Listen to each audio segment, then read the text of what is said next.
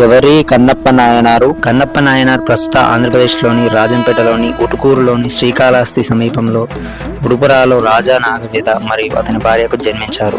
అతని తండ్రి వేట సమాజం లేదా కోయలో ఒక ప్రముఖమైనటువంటి వ్యక్తి. అతనికి వరుసగా దిన్నా ధీర అని పేరు పెట్టారు. అతని భార్య నీలిమ.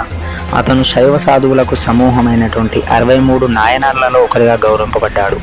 కన్నప్ప వేటగాళ్ల కుటుంబంలో తిన్ననగా జన్మించాడు. ప్రత్యేకంగా వేడార్ తెగ నుండి వారి వేట నైపుణ్యాలకు ప్రసిద్ధి చెందాడు. శివుని పట్ల అతని భక్తి తమిళ సాహిత్యం మరియు మత గ్రంథాల్లో జరుపుకుంటారు. భక్త కన్నప్ప గొప్ప శివభక్తుడు. పూర్వకాలంలో తిన్నడు అనే బోయేవాడు ఉండేవాడు. చరిత్ర ప్రకారం శ్రీకాళహస్తి పరిసర ప్రాంతాల అడవుల్లో సంచరిస్తూ ఉండేవాడు. జంతువులను వేటాడి జీవనం కొనసాగించేవాడు. ఒకనాడు అలా వేటాడుతుండగా అతనికి అడవిలో ఒక చోట శివలింగం కనిపించింది. అప్పటి నుంచి తిన్నడు దానిని భక్తి శ్రద్ధలతో పూజిస్తూ తాను వేటాడి తెచ్చిన మాంసాన్ని